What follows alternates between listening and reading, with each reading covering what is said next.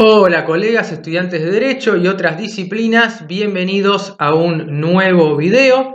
En este video vamos a hablar acerca de la estabilidad del empleado público y la protección contra el despido arbitrario para los empleados privados. Son dos garantías constitucionales del 14 bis que fueron incorporadas con la reforma de la Constitución de 1957 que extrajo de la Constitución del 49 de Perón esta serie de derechos en forma resumida y se incorporaron al 14 bis.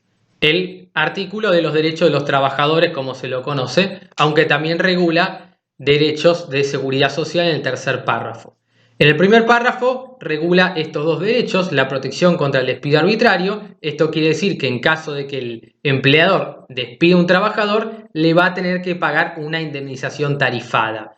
Indemnización tarifada quiere decir que va a estar fijado el monto y el monto va a ser fijo y determinado. Va a estar determinado por la norma, en este caso el 245, que va a decir por cada año trabajado se le va a tener que pagar un mes de sueldo o fracción mayor de 3 meses. Por cada año trabajado, fracción mayor de 3 meses, un mes de sueldo.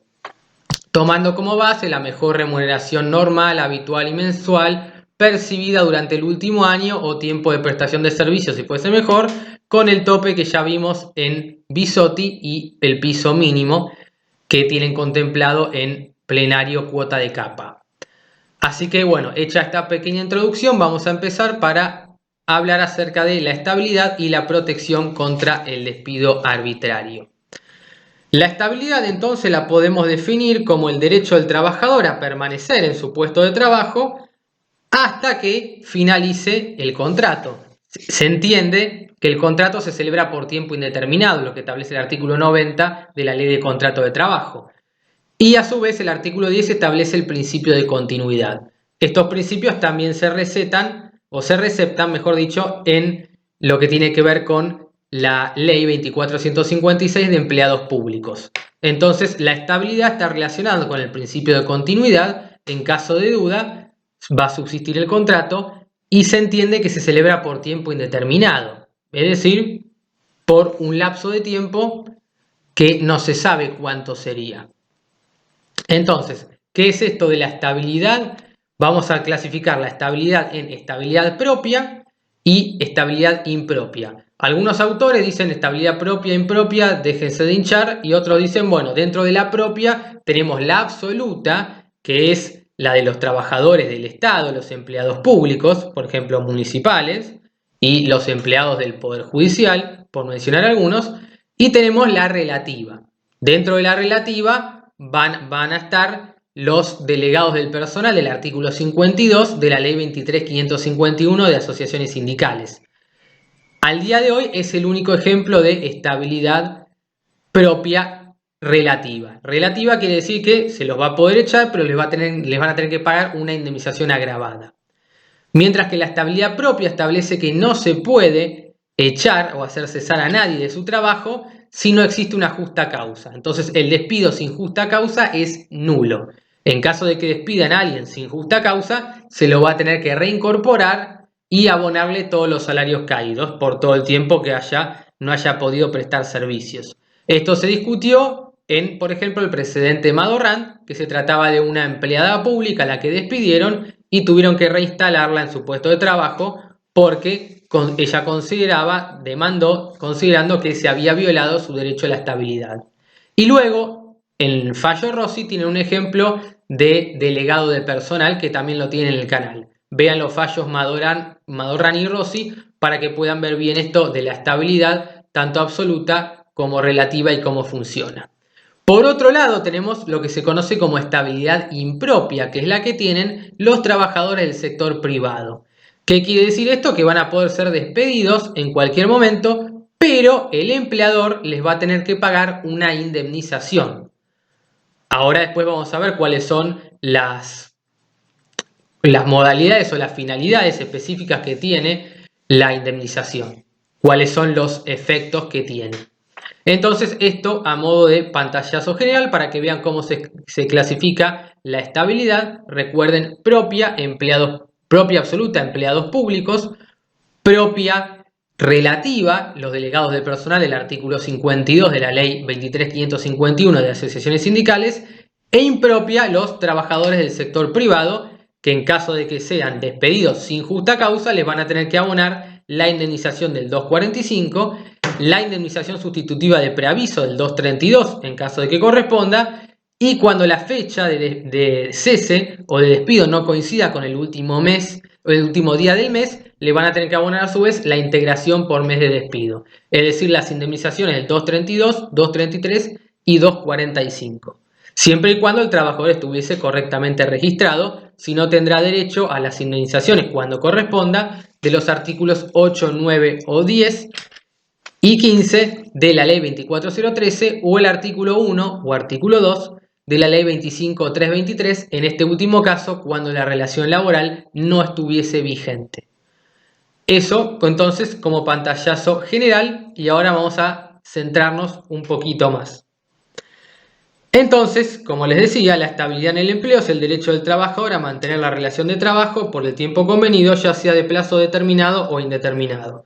Recordemos que tenemos los contratos celebrados a plazo fijo, que tienen un máximo de 5 años, y tenemos los contratos de modalidad eventual, generalmente cuando una mujer está embarazada y por ese lapso se contrata a otra persona. Esa es la modalidad de trabajo eventual, que es cuando el trabajo comienza y finaliza con la ejecución de un acto o la prestación de un servicio, realización de un acto, ejecución de una obra o prestación de un servicio. Entonces, arranca y termina cuando se cumple con esa condición, o para atender necesidades extraordinarias y transitorias de una empresa.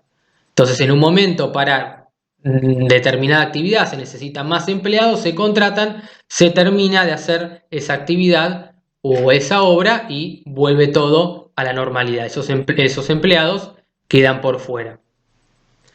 Bueno, entonces, la estabilidad propia, absoluta o relativa. Entonces, en este caso se prevé la imposibilidad jurídica de extinguir la relación sin causa.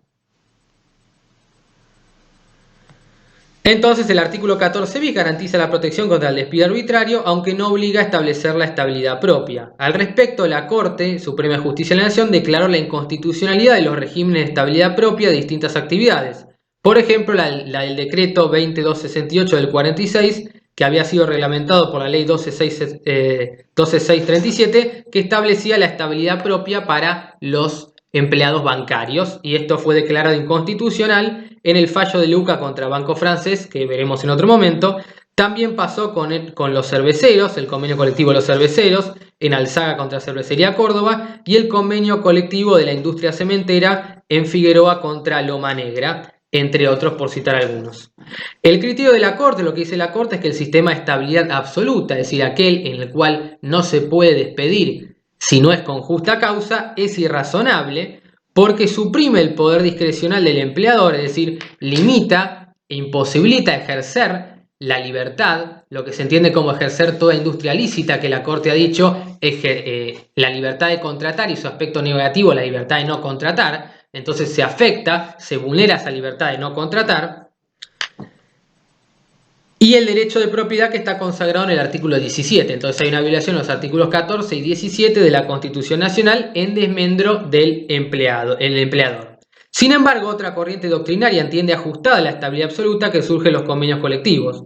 En tal sentido, en el fallo Pineiro-Avelino de la Fuente, se avala por postura minoritaria considerar que la estabilidad propia que surge en un convenio colectivo no va a ser permanente, sino que por lo contrario está limitada, es decir, va a ser precaria y condicionada. Entonces no existe como tal la estabilidad propia en forma permanente, sino que siempre va a ser transitoria, pero esta es una opinión minoritaria que se dio en el precedente Piñeiro-Avelino del 23 del 9 del 97 de la Sala I de la Cámara Nacional de Apelaciones del Trabajo.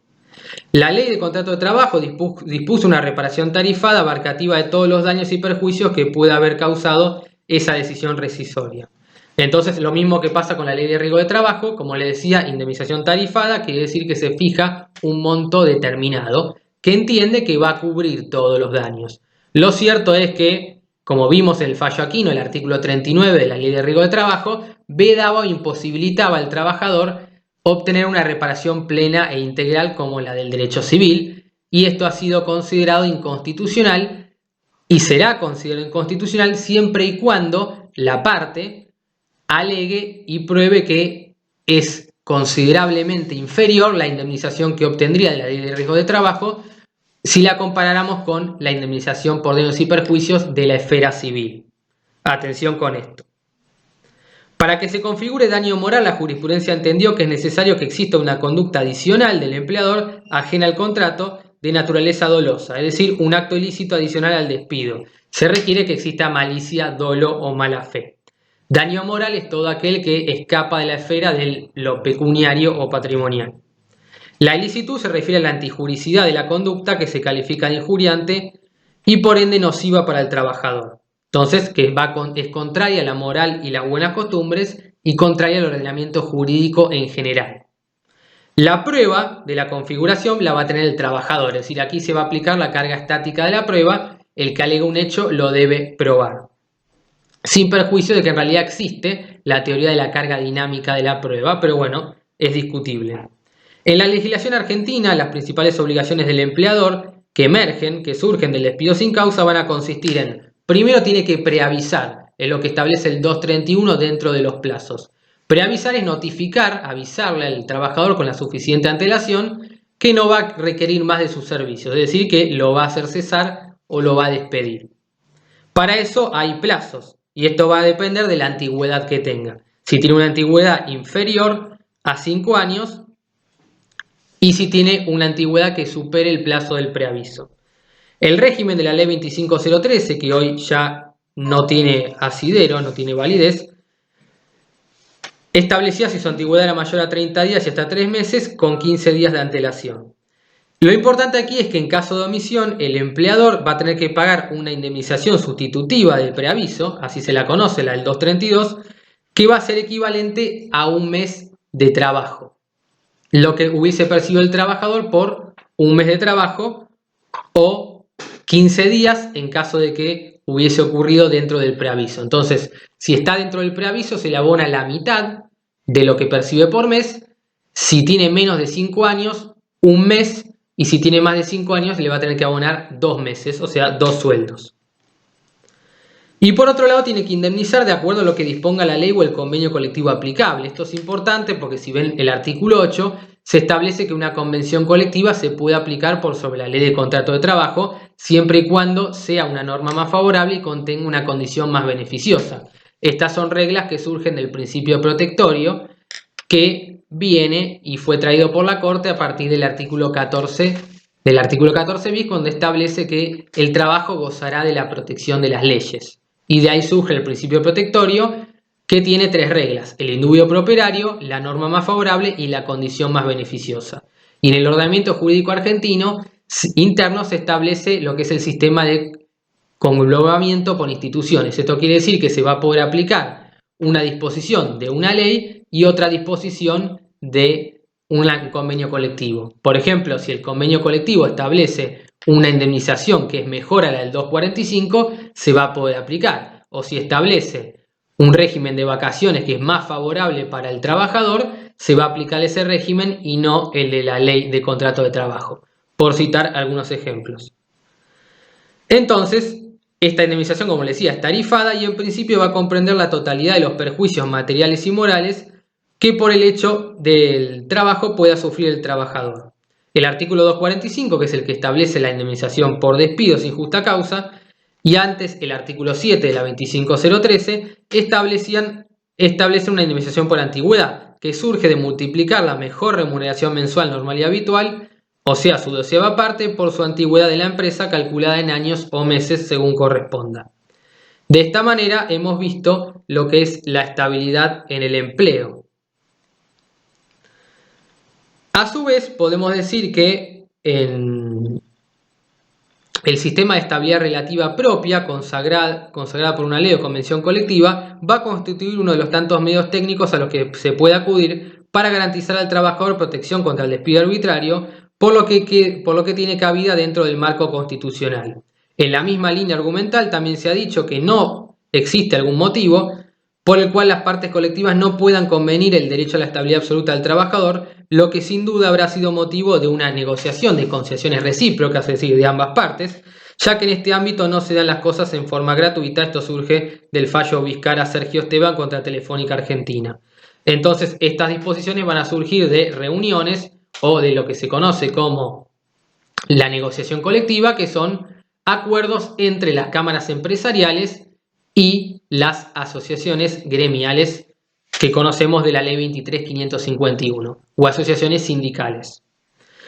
Toda vez que el artículo 86, acuerdo celebrado entre el Colegio de Escribanos de la Ciudad de Buenos Aires y su personal representado por la UTEDIC, establece la improcedencia de la reincorporación del trabajador despedido, debe concluirse que se trata de una estabilidad absoluta, no se trata de una estabilidad absoluta sino relativa, es decir, que se puede despedir pero se le va a tener que pagar una indemnización agravada.